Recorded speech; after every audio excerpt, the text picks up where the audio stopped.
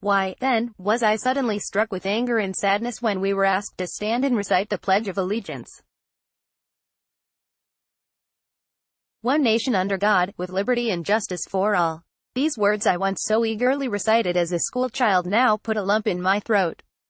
I could not stand tall, nor put my hand over my heart. I could not look at the mostly white parents standing around me who uttered those words. Instead, I bowed my head and prayed for my niece, for all of us, for protection from the rampant systemic racism and bigotry that regards black and brown people, and women, as undeserving of equal liberty or justice. And I wept. It's no secret the issues of race and racism that have been a touchstone topic throughout our history are of particular concern for many in contemporary America, causing us to grapple with the definition of our American values and the very principles upon which our nation was founded. A new Quinnipiac University poll attempts to shed some light on today's racial climate. Its findings are surprising, but they tell more than they at first seem to. The poll asked people to rate President Donald Trump on how he is doing across a wide range of categories, from immigration and foreign policy to moral leadership and race relations. But it was question number 51 that made headlines. Do you think President Trump is racist, or don't you think so? 49% of those polled said yes, while 47% said no.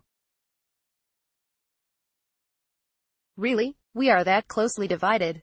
Let's take a closer look.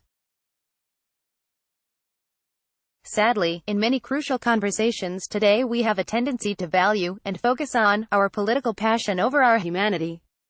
And unsurprisingly, the Quinnipiac poll is heavily skewed by politics. The poll separates out responses by party, with Democrats, Republicans and Independents all giving predictable answers. But when stripped of the political blinders, the ideological categories, the differences in the responses told a different story. Among all women respondents, 56% reported that yes, they think Trump is a racist, while 39% reported that no, they do not. Millennials, 18 to 34 years old, said yes, 56%, no, 40%, blacks 79% to 19%, Hispanics 58% to 40%. Among the groups that responded with a majority opinion that Trump is not a racist were white men, Republicans and whites with no college degree. But listen to the next, and last, poll question, number 52. It asked, do you think President Trump has emboldened people who hold racist beliefs to express those beliefs publicly, or don't you think so? Collectively, 55% of respondents said yes, while 39% said no, with a similar breakdown by demographic.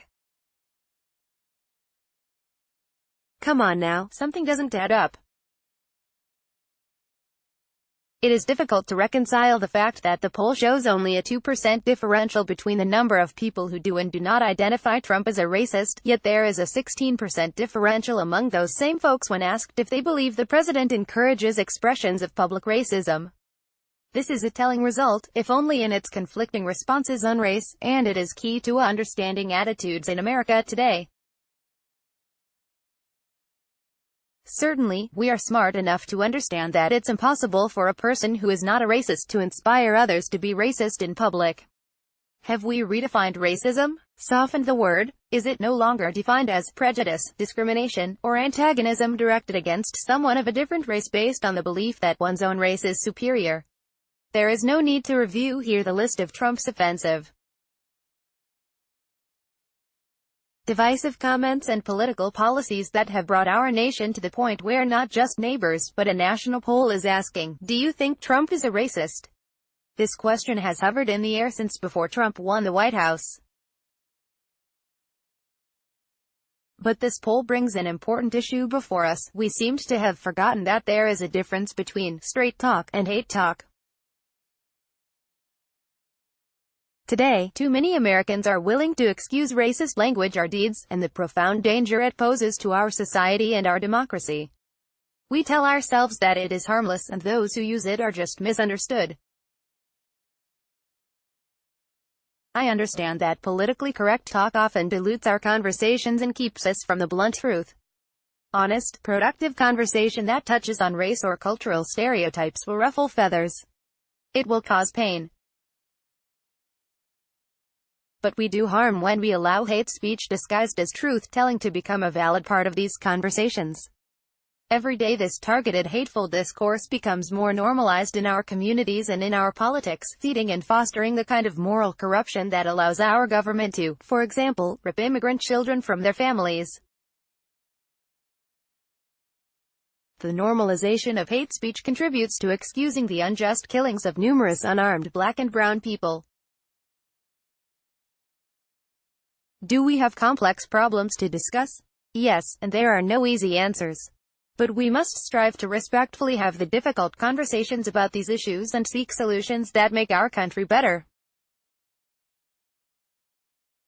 Our politics do not have to rob us of our decency. We all deserve more than a president who has, through his words and deeds, emboldened people who hold racist beliefs to express those beliefs publicly. Despite what any poll tells us, we know in our souls that we have failed this republic when we stop fighting for the words, liberty and justice for all, to ring true.